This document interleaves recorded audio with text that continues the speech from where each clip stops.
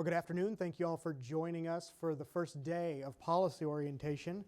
My name is Andrew Brown, and I have the privilege of overseeing child and family policy for the Texas Public Policy Foundation.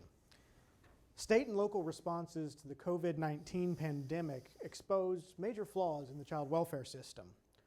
Across the country, in-person visits between parents and children were canceled. Families lost access to critical services. Reunifications and adoptions were delayed. And foster families being hesitant to take in children due to concerns over the virus meant that there were many children who entered the system with no place to go. As a result, the child welfare community is really looking at the system and making critical decisions about what the future of the child welfare system looks like. How do we reimagine what child welfare's role in our society is? But even before the pandemic hit, efforts were already underway to transform the child welfare system. Much of this reform recognized the trauma that's caused to children by the mere act of separating them from their families, and focused on the goal of reducing the number of kids who actually enter the foster care system. Here in Texas, reform started back in 2017 when the legislature enacted historic redesign of our state's foster care system that shifted primary responsibility for caring for children in foster care away from the central government here in Austin to the local communities where these kids actually live. Now, this new model known as community-based care is in the process of being rolled out statewide. 4 regions of the state are implementing it right now. Another 4 regions are set to implement within the next biennium. But we're already seeing improvements being made in the system's responsiveness to the unique and varied needs of children and their family. 1 year after the legislature created community-based care, the United States Congress passed the Family First Prevention Services Act. Now, this landmark piece of legislation was the first major overhaul of federal child welfare policy in over 30 years. The goal of Family First is to prevent kids from entering foster care by improving supportive services provided to families that are at risk, as well as reduce the number of children who are placed in institutional settings. Its provisions will become effective for Texas in October of this year, so the 87th legislature will be facing some critical decisions about the future of our child welfare system. The convergence of the pandemic, community-based care, and Family First implementation presents a unique opportunity to make significant reforms that shift the culture of child welfare and create a more compassionate system focused on strengthening, not separating families. I'm honored to be joined today by 3 leaders who are at the forefront of these efforts in our state. Now, Senator Lois Kolkhorst was originally going to be part of this panel. She chairs the Senate Committee on Health and Human Services, which has jurisdiction over child welfare, but as many of y'all may know, the Senate convened about the time we started this panel, so she is not here today. She's on the Senate floor doing the people's business. Pinch hitting is my good friend Katie Ols, who I now owe a very, very expensive dinner for coming through this morning. Katie is the CEO of the Texas Alliance of Child and Family Services, which represents organizations on the front lines of serving children and families across the state. She formerly served as the Deputy Commissioner for the Department of Family and Protective Services, as well as Chief of Staff for the Health and Human Services Commission. She holds a bachelor's degree from Indiana University and has completed graduate studies at the Indiana University School of Public and Environmental Affairs. Representative James Frank was recently elected to his 5th term in the Texas House of Representatives, serving the people of District 69. A longtime resident of Wichita Falls, he is the owner of 2 manufacturing companies with more than 100 employees. Representative Frank serves as chairman of the House Human Services Committee and has spearheaded efforts to make the Texas a model of successful child welfare reform. He's passionate about limited government that serves people rather than bureaucracy. Perhaps his most important quality is he's been married to his wife, Lisha, for a number of years. They have 6 sons, 2 of whom were adopted out of foster care.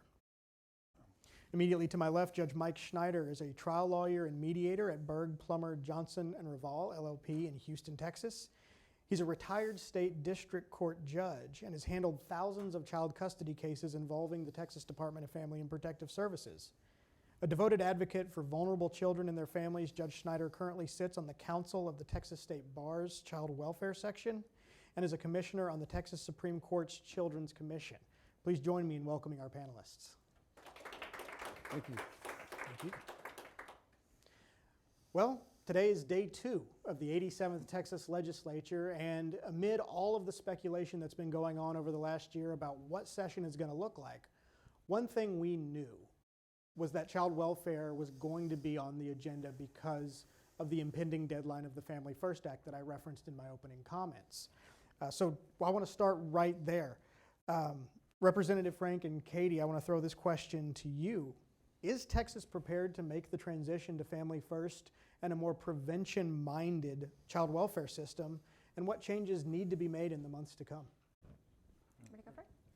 Oh, thank you. And I just want to say I'm honored to be here. I'm a poor substitute for Chair Colcourse, but I'm happy to be here nevertheless. But the Families First Act really does two things. It provides, it's really around federal funding. So it provides 4E funding, federal funding for prevention services for families at imminent risk of removal. And that's never been the case before. States have never been able to draw down 4E funding for prevention of a removal.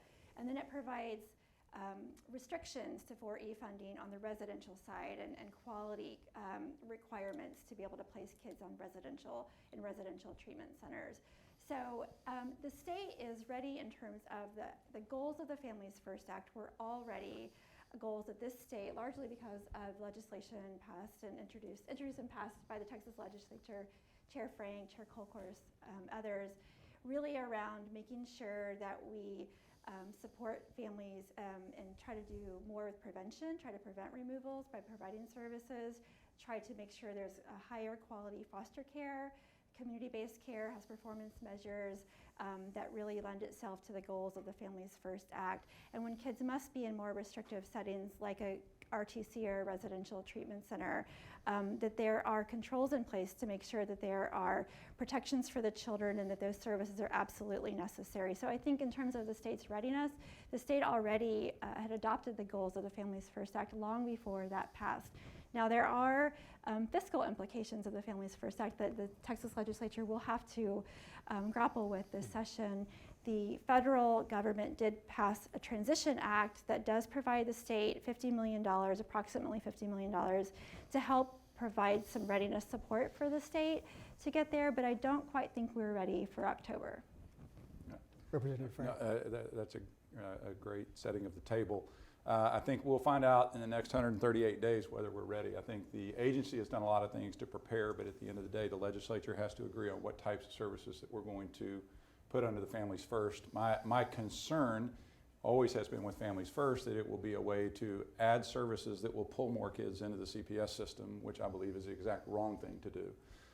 If those services are set up to do what the original goal of Families First is to make sure that kids don't go into the system to begin with and you only focus on those kids. What some want to do, and certainly some providers, not yours, but some providers want to do is like, okay, now we can target all 7 million kids with preventative services in the state and we can essentially capture more. I believe what the goal of Families First should be is to focus on those kids that would otherwise go into CPS custody. When you look at the numbers of kids, about 25% of the kids are removed for abuse. You know, things that you would go, remove that child. About 75% are neglect, where the parents aren't doing a great job. We remove them and then hold the kid hostage until the parent fixes themselves. Well, is that really doing the kids any services? Is that doing the parent any services, any good? I always liken it, one of the things that we're really good about telling parents to do is go to parenting class while we have their kid in foster care, which is a lot like teaching somebody to swim with no water. You know, you give them a book, you say, here's how to do it. Well, the kids should stay, if it's not abuse, the kids should stay. We are not prepared for that. We don't have organizations set up to do that. We don't even have legislative agreement on that that's what we're going to do. We still have a whole lot of people trying to push that we're going to use all these funds and this is a big new entitlement and we're now going to, you know, make the child welfare system even bigger and stronger than it was before, and I don't think that's good for Texas kids. So we'll find out in the next 138 days whether which way we go. I'm pretty clear on which way I want to go, which is we need to target 75% of kids that with were it not for this, would go into foster care. And it's a tight budget session this year, so holding that line is going to be incredibly important. Yeah, and I think, I mean, the budget's important. I think it's also important to the kids that we're removing and not helping. Yeah. That's, I mean, budget matters. It's just, in this case, conservative policy also happens to be very much best for the kids. Absolutely, absolutely. Judge Schneider, one key but often overlooked aspect of prevention is ensuring that parents who are involved with Child Protective Services have adequate and high-quality legal representation. The Federal Administration for Children and Families recently issued guidance on Family First that clarified that states can use Family First dollars through Title IV to pay for the cost of appointing attorneys for indigent families. Why is early and effective representation of parents in CPS cases so important for preventing and generating positive outcomes? Well, you know, as Representative Frank was talking about, you know, we want to target the folks that we can keep out of foster care. I can tell you 20 years ago, at least in Harris County, it was so common, almost every single emergency hearing and 95% of the show cause hearings were granted, really regardless of the facts. And a lot of that came from the fact that the non-custodial parents, especially, usually fathers, would show up and they had no representation. They didn't know how to ask questions. And what we've seen once people started appointing them attorneys is that even if the kids are not fit to go home with them, that starts the ball rolling as far as naming relatives. If paternity hasn't been established, that gets that going. It gets them involved so that by the time you get to the status hearing, CPS can't ignore them. They have to start offering them services and plans of service. You know, a couple years ago, we fought in Harris County to have public defenders on the criminal side defend some people at every probable cause hearing who didn't have an attorney, which was most of them. And that has actually helped get rid of a lot of cases just right off the bat where the government just does not need to be involved. Same thing with having parents for indigent parents getting representation as quickly as possible. We know that it works. I've seen it work and probably eventually saves money. And as you all know, those funds, it's interesting, we were so biased in how they would be dispersed. A lot of those funds, I think, for years were allowed to go to the attorneys who represent CPS, but not the other parties in the case. Wow. Yeah.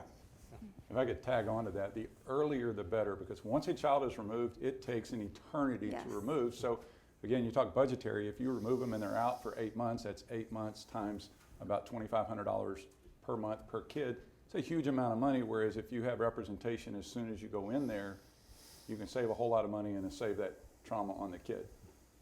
And anecdotally, on the subject of representation, I've heard from other judges who handle CPS cases that they're seeing greater parent participation in hearings because of the shift to remote hearings in light of COVID. Do you think remote hearings have been a net positive for the child welfare bench, and do you think that's here to stay? Absolutely. No, I think it's been a huge, huge positive. As we all know, these families skew towards being indigent way more than the general population. And I can tell you, I still do a lot of CPS stuff pro bono, and there are so many cases where the relatives in Michigan or even across the state who would never be able to show up and testify can make their homes available, be subject to examination by the court and the lawyers. Additionally, we know, and this also goes to poverty, who are the people who are the most likely to lose their jobs? It's the people who are already poor, who work in fast food, whatever. Taking off an afternoon, all of us, obviously we can do that in our jobs because we just can. We're not going to lose our jobs for that. They lose them all the time. I can't tell you how many CPS cases I've seen where parents lose jobs and even housing because of having to show up in court. Yeah. And so that has really remedied that a whole lot. That's great. Andrew, I think it might be helpful to level set what we're talking about too with regard to services, because I don't know, Judge Schneider, what you think, but I would imagine there's nothing magical about services for families after a removal versus before a removal. And in this state, there are thousands of families involved in open CPS cases before a removal that really just get a visit from a caseworker every month, a CPS caseworker, and perhaps drug testing and perhaps a referral to a local service down the road. But I would imagine, Judge Schneider, that if these families had gotten fully supported services wrapped around that family before removal, it might have prevented that removal. one, the services, but also even assessments to determine whether they need services at all. That's one of the most frustrating things, is to see parents who are kept from their kids because it's just assumed that they have a substance abuse disorder when most likely they do not. Or that there's some sort of magical thing about a BIP program that's going to keep people from committing domestic violence. There's just not a strong correlation between the services that are required and actually safely getting kids home, in my experience. And the shift, it sounds like, will help us be more targeted and more specific, not only of who we're actually identifying as in need of services, but then making those services more unique to that family's needs, as opposed to, okay, here's the slate of things, do all of this, even though it may not be relevant to you as a family. And I think my concern with adding the service aspect of it is what you're talking about with whether the services help or not. A lot of times kids are getting removed because the parents didn't go to whatever XYZ class. Right. It wasn't that they abused them, it wasn't that they, proof of neglect, it's you didn't do your service. Well, we cannot add that specter to a bigger population pool. It's Right. like, I kind of go, we probably don't need to expand the scope of CPS until we're doing really well at the stuff that we're doing now. And to Maybe. that end, Families First Act services to prevent are largely name brand, evidence-based. There's a clearinghouse, so it's not just any service, and those services are proven and tested models that you must adhere to. Yeah. And I'm not knocking the services as much as making sure we don't increase the pool of people that we're requiring to get the services. That Right. we're only targeting those parents who would, like if today we would remove the child, after the legislature acts, instead of removing the child, they stay at home and we provide the services instead of removing them to foster care. As long as we're doing with that population of kids, that's great. If all of a sudden we're adding another several 100,000 kids that we're forcing their parents to go to services and we're micromanaging their lives, that is not, in my opinion, we are in no position as a state to do that. And I don't mean economically. We just can't deliver those things. Right. I think that's what I Yeah. support what you're saying, because I think if with an evidence-based model, if you don't follow it in the sequence of the model to fidelity, then might you then be, well, you didn't complete your service, when really what they might have just needed was a little bit of help. Right. Well, and the metrics are so arbitrary as far as, you'll see a family plan of service drafted and they'll say, we want within this time attend 10 parenting classes, attend 8 of these, whatever classes, and they don't necessarily correlate into anything. The idea that any caseworker would have the expertise to be able to tell, and it's not, in other words, it's not attend this until we get a recommendation that says this problem is dealt with. It's, you still hear, well, yeah, we can't give the kids back. The dad only went to 13 of the 14 sessions. I think one of the most dangerous words in CPS world is in the best interest of the child, because what one worker thinks and another worker thinks can be totally different, totally arbitrary, and that is not what we're supposed to be removing or not removing children from. They are from actions, not from what some worker thinks the perfect home should look like. While we're on that topic of removals and those decisions that are made to really disrupt a family's life and put a child through, in some cases, additional trauma to what they've already been experiencing, in the recent years, there have been several well-publicized wrongful removal cases by CPS in Texas, and the process of making these decisions has come under increased scrutiny. Just look at the last decade. Representative Frank, you made the point of how many children that we're removing. For the last 10 years, we've been steadily increasing in Texas, removing more and more children. Now, it dipped last year for the first time in 10 years, just slightly. But the question is, and I think I might know the answer to this question already before I ask it, but are we too quick to remove children, and what do we do to reverse that trend? Who wants it? Sure. Yes, we are. And I think we need to figure out who we is, though. We can be the legislature as far as where you set the bar. Although, actually, I like the way the family code is written. I think if it's interpreted fairly, I think it works. But we needs to certainly include the agency and the people that make those decisions. And frankly, it needs we need to factor in the courts. If the courts are just rubber stamping every case that CPS brings to it, there's not a lot of discretion really. And unfortunately, it's the easy thing to do. You almost never see a case where a judge's name is in the paper in a negative light because they let CPS have custody in an emergency hearing. You only hear the opposite where a baby dies after someone suggests it's being abused, not the opposite. So I think we need to focus on who the we is and how we solve each one of those we's that's involved in the removal. Representative Frank, for the legislature. Well, I think I'm glad to hear what you said about you feel like the family code is fairly consistent, because when I've looked at it, I want to make law changes, but it's the implementation of the law across the state that is phenomenally different. Literally in Abilene, Texas, you are 10 times more likely to get your child removed than in El Paso, Texas. Is it that big of a difference between those two locales? Yeah. I don't think so. You have, in some places, you have literally, if a parent is caught with marijuana, I don't like, but that is not an abuse of a child. If the child has had any side stream smoke, as evidenced by a fingertip, like a fingernail test, which is a real high-end test, we're removing the child. That doesn't qualify as abuse at all, barely neglect, okay? I mean, there's some states where that's legal, and we're literally have some municipalities removing from from a parent that child. In other places, they're too slow to remove. We need to get consistent, and I think that comes primarily from the agency. Frankly, I'd like to think you could magically wave a wand. The law is the same across the state. Unless the people are that much different, it's simply the implementation. Some of it bears responsibility with the judge, but the agency should be able to be much more consistent. What is an abuse here?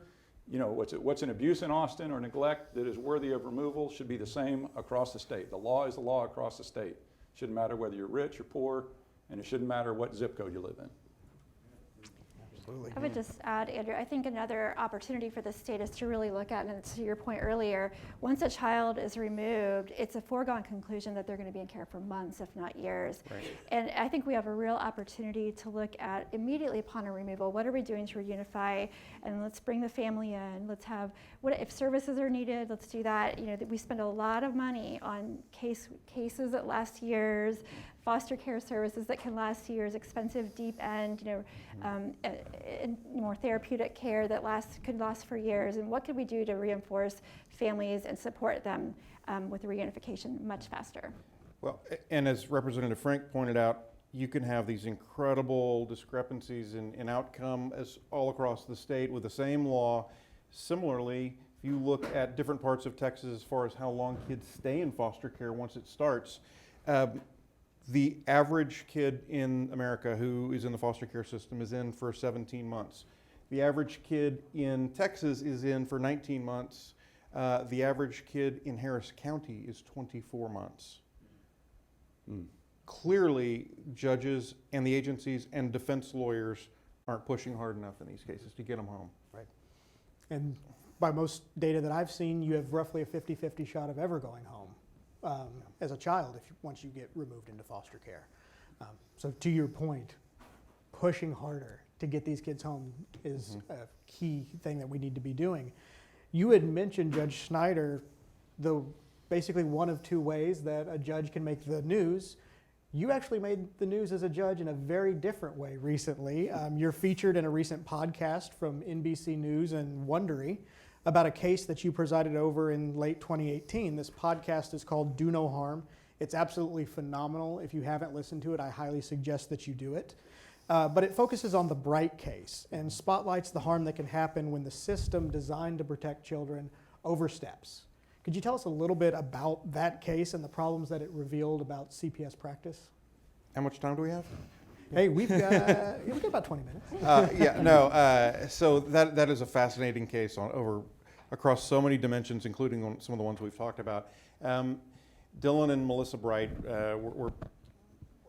this family is in the Houston area.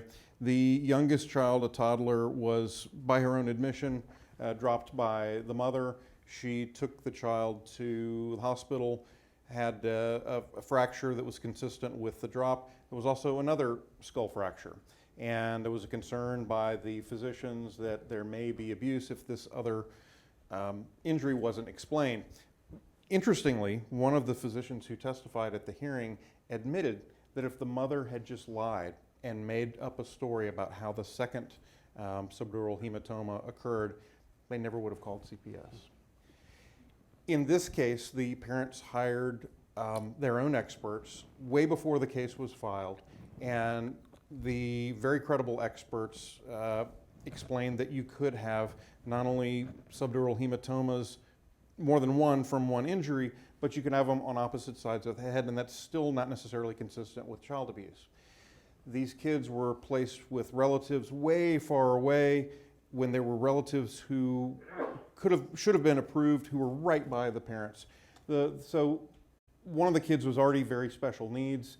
The father at some point said, look, I'll let CPS, I'm bringing my kids home. Even though we have a safety plan, we can't manage this thing. So my kids are home, just so you know. He brought them home. They didn't hear anything from CPS for about a month. Then mom gets a text from the caseworker, hey, how are the kids doing? They're doing great. Mom takes a picture of the kids, texts it back. The next night, the caseworker comes by with a court order that he obtained from my court after hours without giving any notice to the parents, and shows up with law enforcement to pick up the kids. And we had right before the show cause hearing started, the Dennis Slate, who represented the parents, said, look, CPS, we just want this over with. If you agree just to drop the case, we're not going to ask for sanctions, even though everything you did was so wrong. They refused to do it. The CPS workers swore under oath at first that CPS was absolutely sure that these kids were in imminent danger. And when he was asked, well, if you thought they were in that kind of danger, why did you let them sit there for 30-something days? And he took the fifth, over and over and over. I've never seen a CPS caseworker take the fifth, presumably because he had lied under oath saying that. Just as an aside, everyone involved who was thoroughly embarrassed on the stand is still employed by CPS. Every one of them. Bottom line, they ended up with what I understand is the largest sanction against CPS in U.S. history, about $127,000. None of that is punitive damages. Every bit of it is tied to the attorney's fees and expert witnesses. How many of you in this room, if your kids were taken from you, could, over a 2-week period, come up with $127,000 to prove that you're right? How many people in America could do that? This family really by itself couldn't. So I didn't want the award to be overturned, so I didn't do anything punitive, but I did want to make CPS do some training. And to their credit, they actually created a whole new program that I thought had a pretty good curriculum on retraining workers on what the real standards are for removal. But one of the real systemic issues that really didn't make the news but really caught my attention, and a couple of years ago Representative Wu tried to remedy this in the legislature, the impact system, which is used by CPS as their case management system, is horrible. If it were a system in law enforcement, any good criminal defense attorney could get almost any case tossed out, because as I understand it from the testimony, anyone higher on the hierarchy than the person who has access to enter it. For example, a caseworker, if they can enter a time and a place that an event happened, a supervisor or a program director can go back in and alter it. And the evidence was very clear to me that that was going on. Nevertheless, Gene Wu was not able to get past a bill that simply said they have to have a system where the metadata is very clearly documents who's involved in what. After that case, I had so many CPS workers call me and the Chronicle and say, oh, you have no idea how many times my records were changed because I wrote something favorable to the parents or against CPS, and my supervisor came in and changed it. That needs to change. Absolutely. And I heard a rumor about the training that you ordered, and I really hope this is true now that I've got you up here.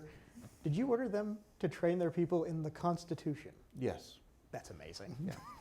I'm so glad that's true. Yeah, so we, in fact, in the opinion, I quoted everything from all the relevant U.S. Supreme Court jurisprudence as well as it relates to the Texas Constitution. So that's fantastic. Katie, while your providers don't really have much say in the removal decisions, those decisions impact your providers and their capacity to provide services. From that standpoint, what investigations and removals reforms would be helpful to improve the quality of services that your providers are able to give to families? I mean, certainly I think they would welcome the opportunity to work with families to prevent a removal. So right out of the gate, I think thinking about really reinforcing what that family needs and whatever help they need, not more than they need, not less than they need, to help prevent a removal. There are nonprofits all over the state who would welcome that opportunity. There's just no state mechanism for that to happen right now, really. And then once children are removed, absolutely want to work with the families, and under community-based care, that is contemplated, and that will be part of the program and the model. But in the legacy system, which is most of the state, community-based nonprofits that are serving the child have nothing to do with the families, and I just think that's a real missed opportunity to really work on transitioning that child back home. Absolutely. Earlier, Representative Frank, you mentioned a statistic that said 75% of removals are for neglect. And we know that there's a connection between neglect and poverty. In fact, Nikki Presley, who's one of our amazing policy analysts in the child and family world at TPPF, published a report, and she actually found a statistical connection between if you live in one of the 25 poorest counties in Texas, you are statistically more likely to have contact with CPS for neglect than if you live in one of the 25 wealthiest counties in Texas. The data just bears that out as truth. So in light of this, how should the child welfare system change the way it responds to families struggling with issues that are really rooted in poverty more so than a danger to the child? Well, I mean, I go back to we need to be really consistent, with the law, which actually is consistent, but with the implementation of the law. You know, the law of what abuse and neglect is the same regardless of your zip code. That's what concerns me when we start talking metadata and that kind of stuff, and all of a sudden we're trying to go neighborhood by neighborhood to try to figure out what neighborhoods more CPS workers should be in. That greatly concerns a number of us in the legislature. But and one of the things, we're always called a low removal state. That's not necessarily the case, because you also have safety placements where you're voluntold to remove your child. Okay, and it's like if a police officer would catch. I mean, if we did the legal side of it, if a policeman found you and thought you were doing something wrong, and you would agree to take the punishment there, then the police officer could punish you. That's kind of what you do in Child Protective Services. There's no really rules. It's not in statute. It's all in CPS code and policies, how they practice it. So there's the removals that go through the court system, and then there's all these other removals where you're forcing the child to a safety placement. We don't count those when we count low removal, or when we say we're a low removal state, we don't count those. Mm-hmm. Right. And those are really off books. So we need to get much better policies as it relates to those, and perhaps have those in statute as well, because that's a removal. If I tell you I'm going to remove your child, or I'm going to move to remove your child unless you send them over to your grandparents, were you forced to have your child removed or not? Mm-hmm. We're not counting that, because we're a low removal state, by the way. Mm-hmm. Those don't really count as removals. That's just something when CPS says I'm doing it in the best interest of the child. Yeah. And by and large, the people that can't respond to that, most of y'all in this room, if that happened to you, you would have your attorney on the phone. Most of the people that end up in this situation have no idea. I'm thankful for the Brights and some of these other cases, but it's almost always middle income, wealthy, well-connected people that are able to fight this, and there's all these other people out losing their kids that don't have the ability to fight it. And we as a state, I know we try to help people, but to me, there's two types of people in the CPS world that hurt kids: the ones that actually abuse them, and the ones that want to help every one of them and think they're always doing right and they're going to be everybody's parent. You can be well-intentioned and still hurt a kid. Yeah. And there's a lot of well-intentioned people that are out there hurting kids. I'll leave it at that. Those safety plans, I've kind of taken to calling them hidden foster care because of that data issue that you described. Yeah, right. We're not tracking it. The data is really hard to come by. Right. But the data that we've been able to piece together and trying to figure out, okay, how big is this hidden foster care system? Mm-hmm. It's essentially double the size of our regular foster care system. So basically take however many kids in foster care, double that number, and that tells you how many kids the state is actually involved with micromanaging their lives. Well, and at least in cases that make it to court, there's hopefully some due process. In these cases, I mean, you're talking about giving an agency powers of 3 branches of government in one little agency. Yeah. I mean, they become the judge, they become the prosecutor, they become the legislature, because they decide what the rules are. Well, I get pushback. I'm kind of a weird duck in there in that I'm considered a conservative legislator and I'm operating in this world a lot. But I always say CPS is a policing agency, but everybody thinks it's a social services agency. Well, it is. I mean, removing a child is, put me in jail for 5 years before you remove my child. Which one's more severe? You've got all this due process before you can go to jail for a month. But I can remove your child with very limited due process. And I can threaten you and remove your child with no due process at all. Coercion. What's that? Coercion. I can coerce you. And I would say for most people, it's force. If you get told, hey, if you'll do this, I won't move for removing your child. Most people in here are going to go, okay, well, I'll send him over to grandma's house. And now you're a hamster on the wheel. Yeah. It's always easy for us to point out the problems with the system, but what are some positive changes that you've seen made over the recent years that you're encouraged by? And this is for the whole panel.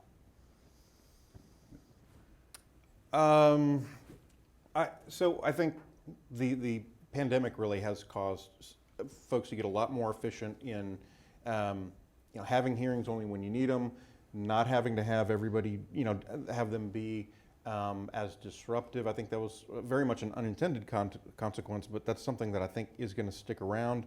I think that with a new wave of judges that's come in, some of them are a little bit more sensitive to the issues of parents' rights and that sort of thing. That's not something the agency caused, but it's just something that I've seen. I really think there's a lot. I sound very negative on the agency. Some of it is making sure the legislature puts the right things out there, but we're looking at some of the bad examples. I think so many of the CPS workers do a great job, and to your point, most of the problems really are targeted problems. You'd be doing great in different areas. I think really, I look at Wichita Falls, where I'm from. The judge knows what they're doing. The caseworkers are pretty stable. There's not a lot of turnover. It tends to be very solid. We're about state average. They're pretty good. And then in other places you have, either high turnover or you have judges that just sign off on whatever CPS does, and that is very dangerous. And so really, and so I think from a state standpoint, I think we did a pretty big pay increase for all of the line caseworkers a couple of years ago, and made CPS a standalone agency. The idea was, let's pay the workers like they're professional and let's hold them accountable. We've done that in terms of raising their pay from an average of about $33,000 to $45,000, which is a pretty big pay increase. I don't know that we've necessarily gotten the word all around the state that we expect that very high level of performance now. And part of the reason to make it standalone was so that they could quickly get rid of any bad performers, which is one of the problems within CPS. You got a lot of great caseworkers, but we have made it so hard to fire bad caseworkers that we just kind of move them over here, and then all of a sudden the good caseworkers are having to work twice as hard. And I think that's one of the reasons we made them a standalone agency. It's like, look, the best thing you can do for a kid is get rid of the 5 or 10% of bad caseworkers.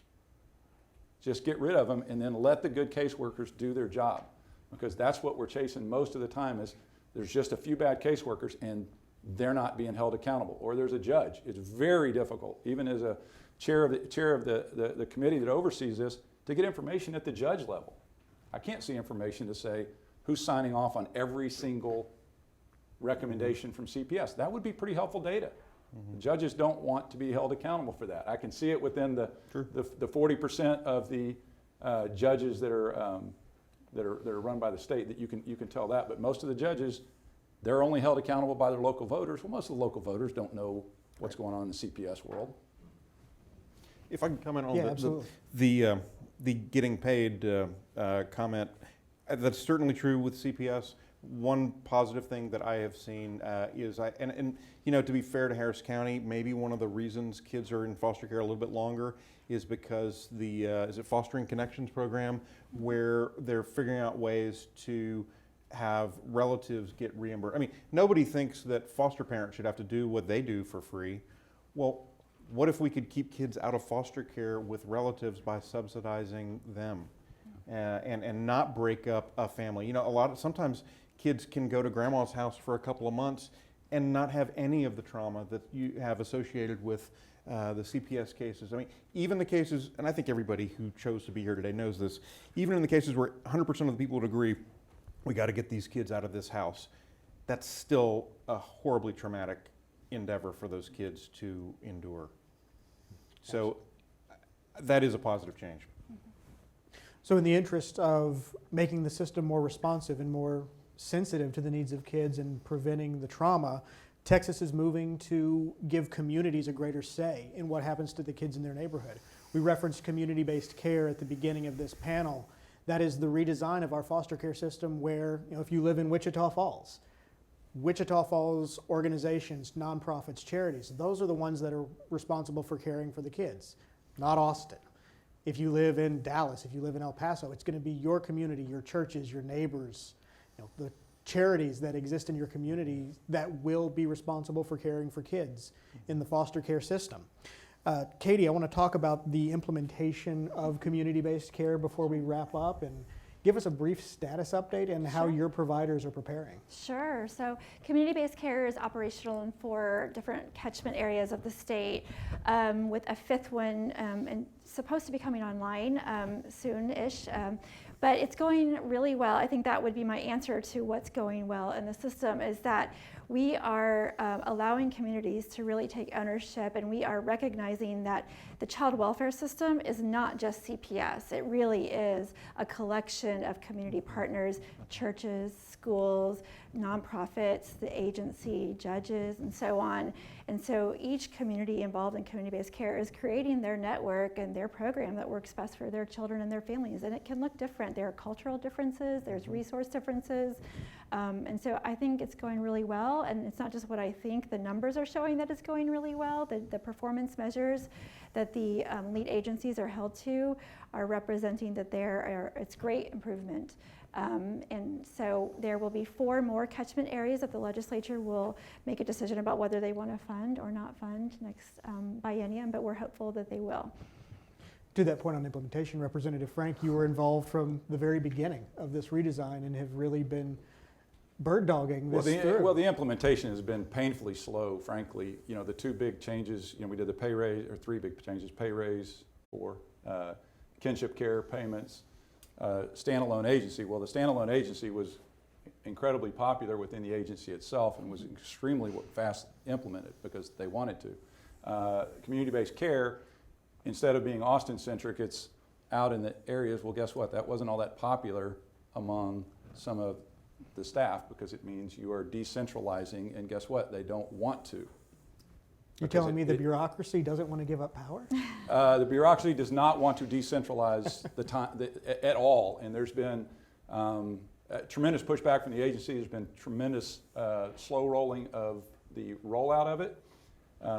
Since her providers are the ones that work for the agency, she can't say it. So, I'll say. But I can. It has been painfully slow and not always executed as well as possible. What do you hope to see this session to maybe speed it up? Well, honestly, I think it's up to the agency and the agency leadership. I'm a huge fan of Jamie Masters, who's the new commissioner. She gets it. She wants to. I loved Hank Whitman, and Hank Whitman did a great job on what he wanted to implement, but I think he really got talked out of by a number of people inside the implementing of community-based care. And frankly, that was the legislature agreed to that. As I told people, I didn't get everything I wanted in community-based care. It's the agency's job to implement the law, period. Yeah. It's not your job to decide whether or not to do it at that point. You know, as it's not mine to be able to say, hey, I know that didn't pass in law, but you still need to implement that. No, the law that passes what the agency is supposed to implement. And not only has it been implemented very slowly, we have only 4 catchment areas with another one coming, and we should be probably at 8 now.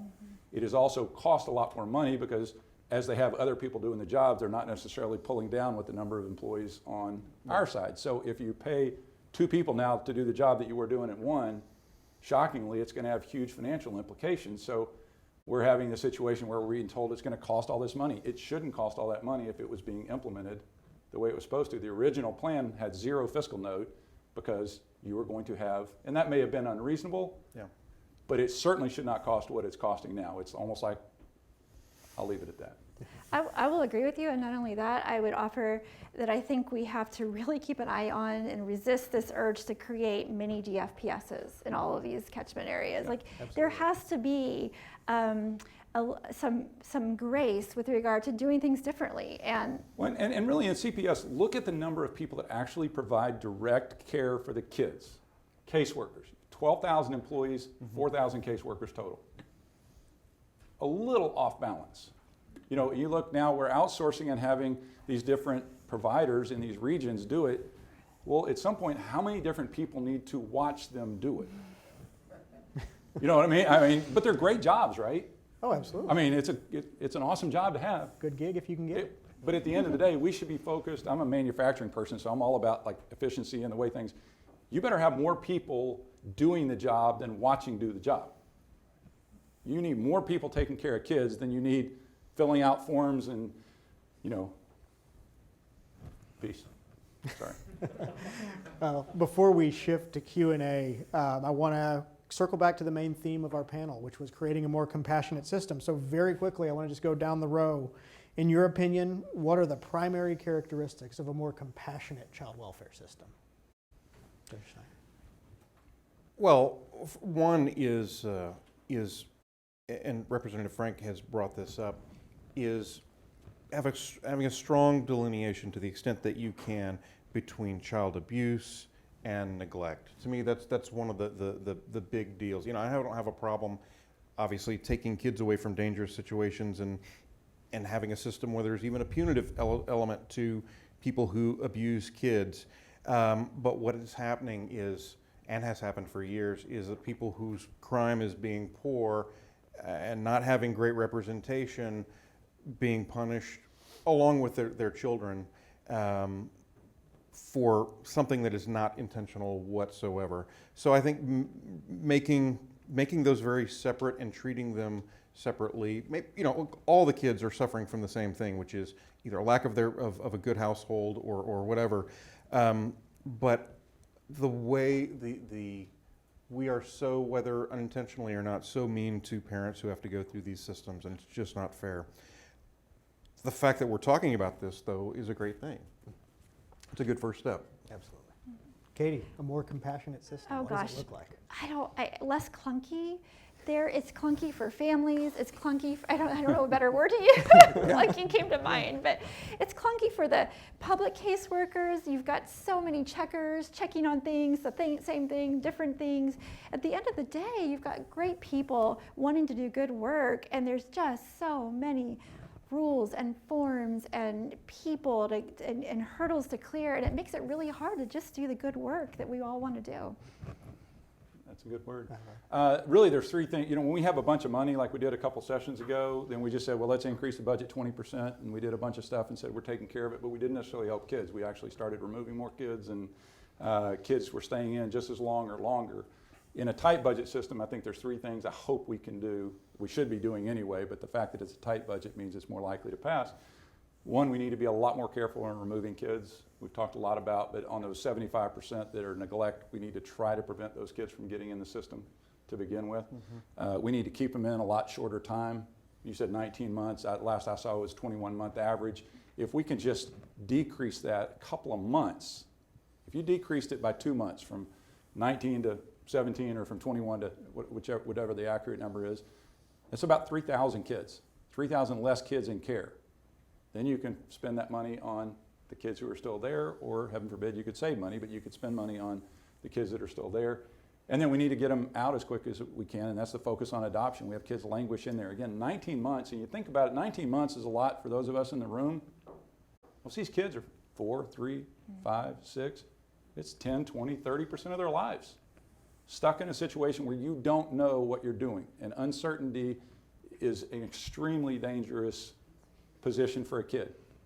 Extremely dangerous position for the kid. I watched our boys that were in and out of the foster care 3 or 4 times before they were finally in for a while, and the uncertainty is what gets them, and the certainty is what fixes them. Mm-hmm. Can I add to that? Absolutely.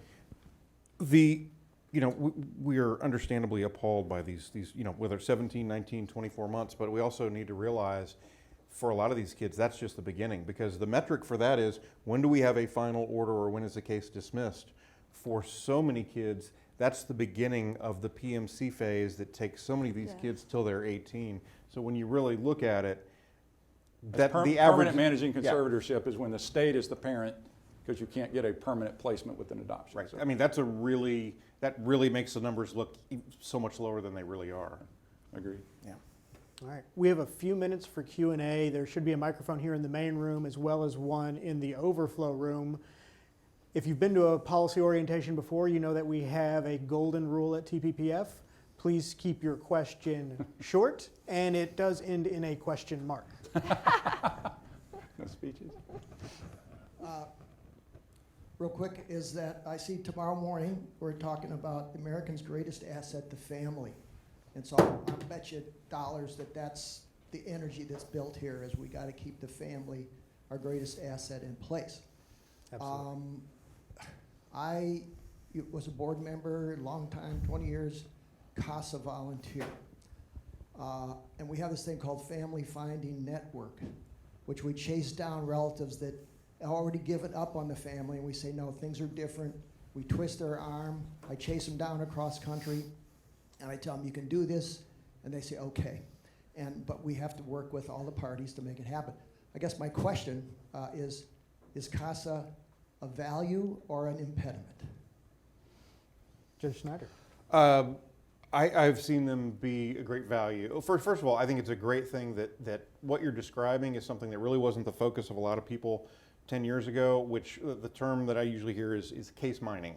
In other words, the idea that if the family was found to be unfit back when the kids came into care, well, let's look to something else, as opposed to let's see if there's family that we don't know about, that we didn't look hard enough for. Let's go back and look at the file. And one of the benefits of CASA is they, as opposed to CPS workers, they focus usually on one family as opposed to taking care of 20 or 30. So they can do that kind of data mining, and I've seen it happen, doing it very well. The other thing is that, and I'm glad we've seen this sort of attitude change, this idea that used to be, if mom was on drugs, she's forever ruled out.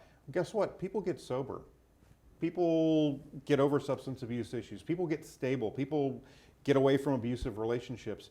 And we shouldn't be afraid to go back and look through that file at people that we once ruled out, not just the people we haven't found. I'm going to just briefly, CASA is a wonderful organization. They are very helpful where they're very well run. They're great because they're local and they get local people involved in it. That doesn't mean they're great everywhere, right? Wichita Falls branch is great. There's a number of them that are great, but it's not necessarily a statewide solution. CASA is great because it gets local people involved. I do think even there you have to be careful because on CASA's own study, if they get involved during the case, a kid's 20% more likely to get removed. Sometimes that's because the people that are involved, sometimes it's because that kid needed to be removed. But the good side is they're 20% more likely to get adopted because you've got a real live person following that case. Not a real live person, but an unpaid volunteer. That's the awesome thing about CASA workers is they're volunteers, right? They're just trying to help the kid. Yes, sir. So my question, I heard a lot for CPS being held accountable on a variety of things, but for right now it's their own judge, jury, and executioner for their own policies. Because for a very short anecdote, I had one employee who I got a call from CPS for him to get kids from his ex-wife in another state. And I told this caseworker it would end up horribly. And later, a few months down the road, it did. So kind of curious on what that accountability would look like for CPS. Is there an outside organization, inside? Don't know. It's a great question. I've actually talked a lot to Commissioner Masters about it. I don't know if you saw, but about a month ago, the internal investigation group, which doesn't really exist within CPS, is called the Office of Consumer Affairs, Office of Consumer Relations. Mm-hmm.